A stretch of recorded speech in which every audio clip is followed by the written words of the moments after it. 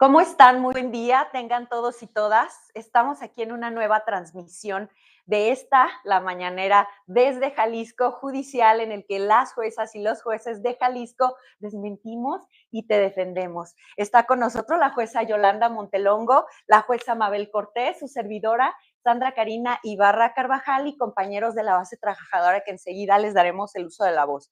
Lo que queremos iniciar es lo de todos los días, que no podemos minimizar jamás los momentos históricos que hoy día vivimos. Busquen cualquier definición a su alcance en Internet, póngale ahí golpe de Estado. ¿Qué es? Significa un poder, el asalto de un poder a cargo de otro a través de la ilegalidad.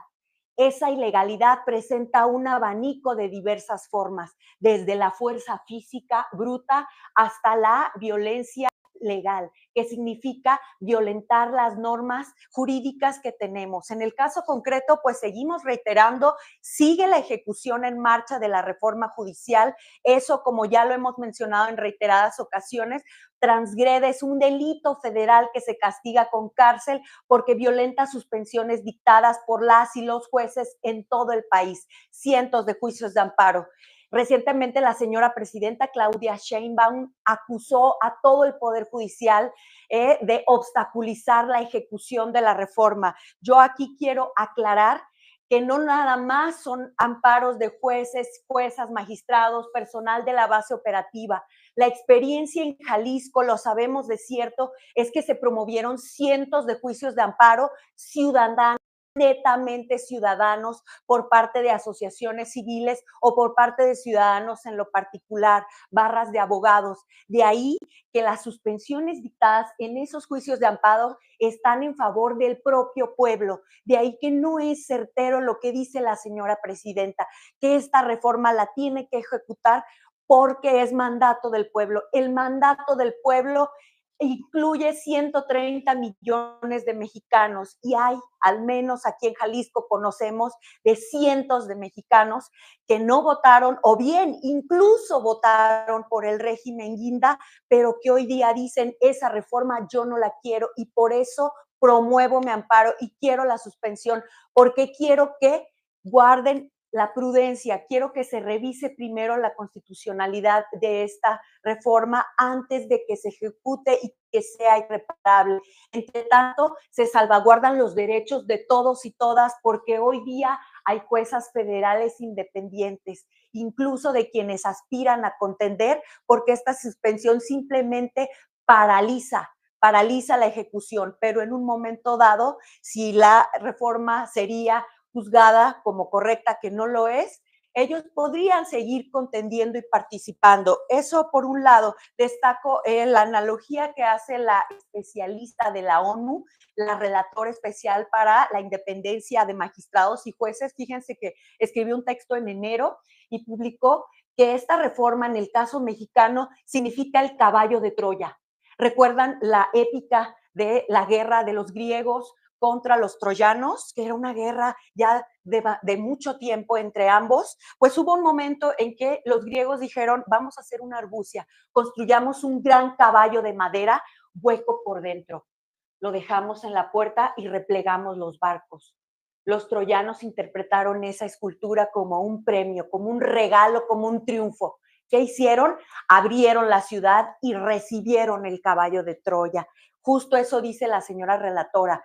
Este es el caballo de Troya del sistema judicial mexicano y de la democracia misma, porque por fuera lleva el envoltorio luminoso llamativo de la democracia llamada votación popular, pero por dentro lleva la trampa, lleva el engaño, lleva todos esos perfiles que al no contener un criterio objetivo para seleccionarlos, todos esos comités del Poder Legislativo y del Poder Ejecutivo que están actuando con absoluta discrecionalidad, significa que colocan a perfiles que solo responderán a sus intereses. Ahí está la trampa y el engaño a que alude la señora relatora. Por eso, este es nuestro caballo de Troya de la democracia.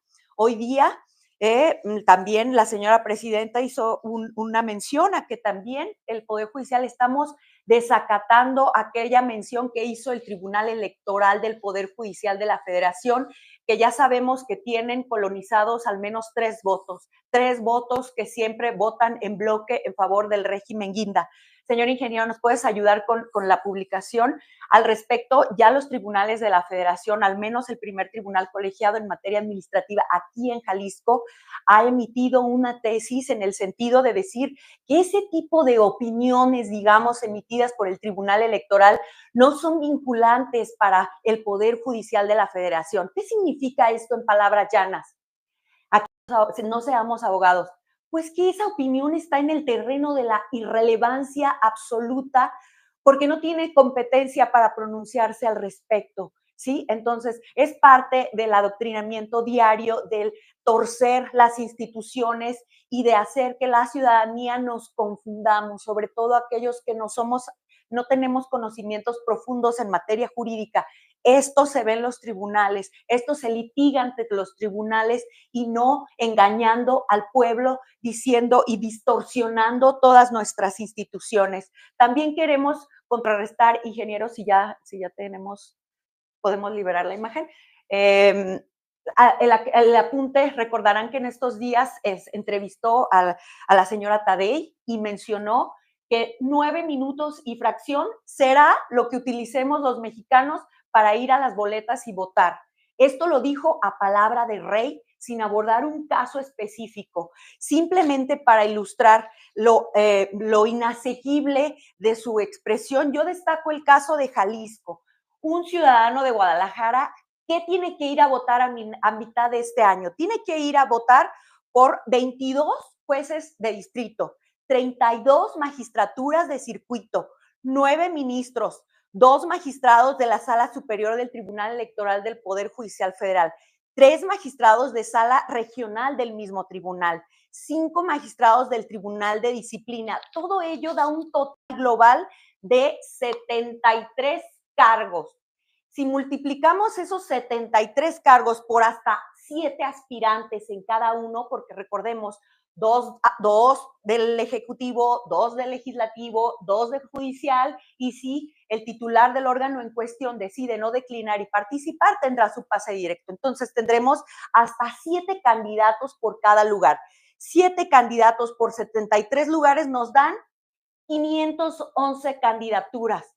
Un votante en Jalisco, en Guadalajara, tendrá que analizar 511 perfiles de candidatos para ejercer su voto razonado.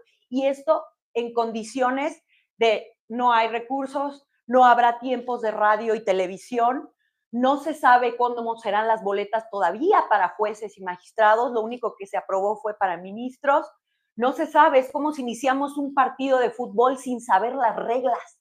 A eso vamos como ciudadanos, a un partido de fútbol sin saber las reglas y además en Jalisco 511 perfiles tendremos que analizar. Aquí la duda es, ¿nos alcanzará la vida para todo eso?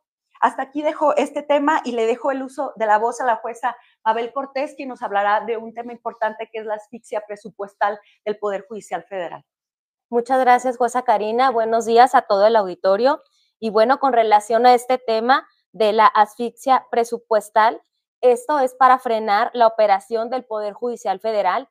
Recordemos que el recorte al presupuesto fue de más de 13,000 millones de pesos. Existe una reducción del 17.1% del recurso para funcionamiento del Poder Judicial Federal. Esto significa menos personal, recursos insuficientes y una imposibilidad para atender con eficiencia los casos judiciales. Esto tiene como objetivo someter la impartición de justicia a los intereses políticos, anulando el equilibrio de poderes. Y esto trae como consecuencia también el debilitamiento de la independencia judicial. Recordemos también que los miembros de la judicatura hemos sido blanco de violencia psicológica. Nos han violentado psicológicamente con la ejecución de la reforma judicial, nos han violentado socialmente con el discurso de odio generalizado hacia todos los miembros de la judicatura, en los cuales pues nos han estado golpeando y nos han adjudicado todos los errores que existen en el sistema de justicia. Y bueno, en este momento pues también es la violencia económica en contra de todos los miembros de la judicatura porque no existen los recursos suficientes para que se preste el sistema de justicia de una manera eficiente. Y bueno, desde este ámbito tenemos la perspectiva de la base trabajadora. Tenemos aquí nosotros al licenciado Ricardo Sinencio y a la licenciada Ileana Bonilla, quienes seguirán abordando el tema relativo a la asfixia presupuestal, pero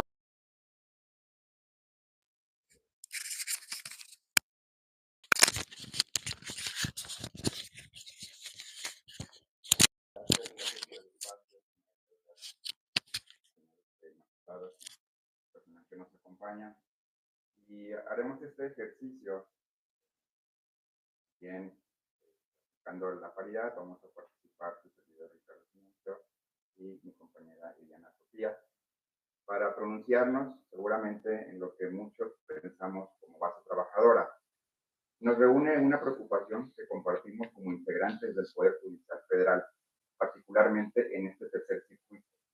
En un momento donde el presupuesto aprobado por el Poder Legislativo Federal ha puesto en riesgo, y así lo hemos visto y lo hemos platicado muchos de nosotros, los derechos fundamentales que con esfuerzo y dedicación hemos construido como base trabajadora.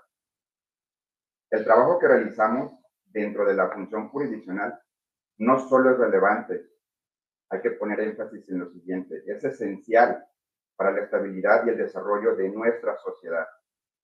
A través de nuestra labor diaria, hacemos posible, junto con jueces, juezas, magistrados y magistradas, la garantía a los ciudadanos de acceso a la justicia, la protección de los derechos humanos y el fortalecimiento del Estado de Derecho. Somos en conjunto quienes con compromiso y profesionalismo hacemos posible que los principios de justicia, imparcialidad y legalidad se traduzcan en realidades para los ciudadanos. Sin embargo, la aprobación de este presupuesto ha ignorado la importancia de nuestra labor y, peor aún, ha impactado directamente los derechos adquiridos de quienes de manera conjunta sostenemos uno de los tres poderes del Estado, el Poder Judicial Federal. Contrario a lo señalado por el Poder Ejecutivo y los legisladores, las afectaciones a los derechos de los trabajadores son reales y profundas. No se está respetando lo establecido en el artículo 10º transitorio de la reforma judicial, que garantiza la estabilidad de nuestras condiciones laborales. Continuará mi compañera Ileana. Muchas gracias por el espacio, magistradas, jueces. Buenos días. Reconocemos el aparente esfuerzo del Consejo de la Judicatura Federal por hacer frente a esta situación con los recursos disponibles, pero sabemos que las limitaciones impuestas no solo vulneran nuestra estabilidad, sino que también comprometen la calidad del servicio que ofrecemos a la sociedad al ser posible la afectación a otros rubros que definirá el Consejo, y estaremos a la espera de que comuniquen. Ante esta situación, somos enfáticos. Como base trabajadora, estamos unidos, conscientes de nuestra responsabilidad y firmes en la defensa de nuestros derechos. Que quede claro que, de ser necesario, emprenderemos los campos legales necesarios para que nuestras voces sean escuchadas y se respete lo que por justicia nos corresponde. No es solo una cuestión presupuestal, es una cuestión de dignidad, de justicia para quienes día a día damos lo mejor de nosotros para garantizar un sistema judicial fuerte, confiable y comprometido con México. Hacemos un llamado a seguir manteniendo y fortaleciendo la unidad, al compromiso y a la acción responsable. Defendamos juntos lo que hemos construido y demostremos que el corazón del Poder Judicial Federal está en su base trabajadora. Muchas gracias.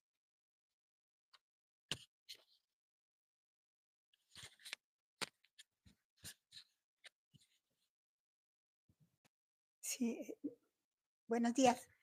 Bueno, hemos escuchado a mis compañeros y ahora a los compañeros la base trabajadora sobre temas que nos han llamado mucho la atención en estos últimos días. En esta ocasión yo les voy a platicar y vamos a tocar tema relacionado con lo último, ahora sí que lo más novedoso que tenemos y que es el inicio de la era del presidente Donald Trump, donde, como sabemos, dentro de las primeras órdenes ejecutivas implementadas por él, está la deportación masiva de inmigrantes, donde se señala que 1/3 de los 45 millones de extranjeros que viven en la Unión Americana son mexicanos. O sea, nos dan una cantidad de 15 millones de migrantes mexicanos que tendremos que recibir. Y como dicen, ¿verdad? Con los brazos abiertos, claro que sí, pero tenemos que presentarles mayores posibilidades para que puedan ellos hacer su vida que tenían aquí en México y que de alguna forma ya van a formar parte de nuestro país. Sin embargo, hemos advertido que en la mañanera, nuestra presidenta lo que ha pretendido solucionar con ello y dice que ya estamos preparados para recibirlos, es una serie de medidas que según ella eso va a mitigar la llegada de nuestros conciudadanos. Una de las medidas que ella solicita o pide o establece es que el Instituto Nacional de Migración se encargará de la recepción de esos migrantes, donde les procesará una carta de repatriación y también esa misma instituto les dará un apoyo en los traslados a sus lugares de origen. El apoyo consiste en proporcionarles camiones para el traslado. Pero para mitigar, dice, los gastos que se pudieran generar con motivo de ese traslado, les va a dar una tarjeta de ayuda por 2,000 pesos para que sean los gastos, cubra gastos de su traslado. También señala que el Registro Nacional de Población procederá a procesar sus documentos de identidad en caso de que no los tengan. Y que el Instituto Mexicano del Seguro Social afiliará a esos repatriados y a sus familias para que puedan recibir atención en caso de enfermedades y maternidad, riesgos de trabajo, invalidez y vida, retiro, dice, cesantía en edad avanzada y vejez. Imagínense nada más, no tienen para cubrir pensiones y ahora resulta que les van a agregar más al Instituto Mexicano del Seguro Social, más afiliados sin que se aporte nada ya a este instituto. Entonces, estas medidas pareciera, ¿verdad?, que si su aplicación fuera efectiva, realmente pudiera contrarrestar esa avalancha de problemas que se van cuando lleguen nuestros connacionales. Sin embargo, esto no es suficiente. Se piensa que por el solo hecho de proporcionar ayuda con dinero en efectivo, como lo dicen, con los 2,000 pesos, con eso se va a contrarrestar esa problemática, cosa que no es así. Desgraciadamente, nunca se piensa en ayudarlos realmente o en forma efectiva, proporcionándoles o ayudándoles a encontrar un trabajo. Hay un secretario, el secretario general de la Unión de Trabajadores Agrícolas, por ejemplo, él menciona que podría crearse un programa de apoyo al desempleo. ¿Por qué? Porque considera que la mayoría de los connacionales que vienen o que van a deportar son personas que de alguna forma pertenecían a la agricultura, pertenecían a los campos agrícolas. Y entonces dice, en lugar de darles un apoyo social a través de un dinero, debería de ayudarles a formar un programa para crearles empleos, para que puedan trabajar esas tierras que dejaron de trabajar. O sea, son soluciones que de manera efectiva les pueda ayudar, porque recordemos que estas personas que vienen son las personas que mandaban las remesas de dinero, de las cuales el gobierno se ufanaba en decir, recibimos tantos miles de dólares de las remesas, como si fuera una inversión que tuviera México. Y no era una inversión, simplemente era lo que nuestros connacionales enviaban a sus familias para su sustento. ¿Y qué va a pasar? Ya no va a haber esas remesas. Entonces, toda esa problemática la tendrían que resolver. No es nada más resolver con darles 2,000 pesos en una tarjeta de ayuda y que con eso se vaya a solucionar la problemática que se pueda presentar. Muchas gracias.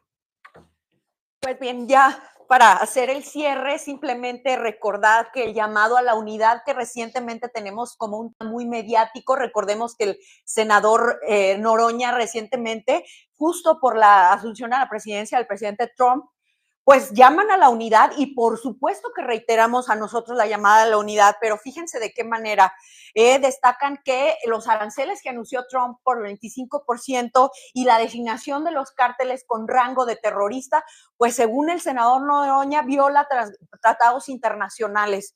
Y entonces yo le pregunto, senador Noroña, y a toda la legislatura y a la presidenta de la República, y ustedes publicando la prisión preventiva oficiosa y ustedes echando abajo, aniquilando el Poder Judicial, también están violando tratados internacionales. Tenemos México una condena interamericana por la figura de la prisión preventiva oficiosa. Sabemos que encarcelar oficiosamente de manera automática viola el derecho a la presunción de inocencia y viola el derecho a que un juez independiente analice caso por caso la necesidad o no de encarcelarnos. Estamos violando tratados internacionales. En el Tratado de Libre Comercio también nos comprometimos a tener jueces independientes para que los inversionistas cuenten con certeza jurídica de que cuando lleguen a un conflicto tengan la seguridad de que una persona juzgadora les resolverá conforme a la ley y la Constitución, no atenderá a otro tipo de intereses ajenos, económicos, políticos o incluso del crimen organizado. Imagínense ahora la dicotomía, ¿quién va a financiar esas campañas políticas de los jueces y las juezas? Está prohibido el financiamiento público y privado. ¿Ustedes creen que el crimen organizado no está puesto para financiar un crimen organizado hoy catalogado por Donald Trump como terroristas? Fíjense nada más en qué dicotomía nos pone el gobierno. Entonces, desde aquí el llamado sí es a la unidad, pero no con el autócrata. Como saben, el autócrata es el que gobierna de manera única, unipersonal o un grupo de personas, pero no comparte el poder a manera de república como nosotros, el pueblo, decidimos que debíamos de ser. Una república, compartimos el poder, llamamos a la unidad en el orden democrático. Para esa unidad es indispensable la observancia estricta de las suspensiones de amparo y eventualmente de las sentencias de amparo, porque eso, insistimos, será un mensaje al propio pueblo y al mundo de que todavía en México podemos respetar el orden y la civilidad.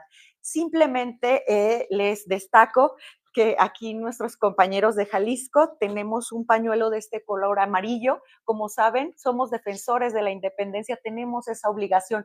Tuvimos que salir a las calles para defender tus derechos ciudadanos, porque la independencia es un derecho de ustedes. Para cuidarnos en las calles, porque nunca habíamos vivido este tipo de experiencias, nos reuníamos con el pañuelo amarillo, nos cuidábamos, íbamos juntos como una unidad. Hoy día el llamado a la unidad también es con la base trabajadora, aquí el licenciado Ricardo Sinencio y la licenciada Ileana Bonilla. Estamos más unidos que nunca a pesar de todos los esfuerzos. Y hoy día nuestro llamado de despedida, la jueza Yoli Montelongro, la jueza Mabel Cortés, su servidora Karina Ibarra, Ileana Bonilla y el licenciado Sinencio, hoy día les decimos a ustedes que las juezas y los jueces en Jalisco desmentimos y te defiende. Muchas gracias por acompañarnos y que tengan muy bonito día. Nos vemos el viernes con nuestros compañeros en la Ciudad de México. No se pierdan la transmisión. Gracias.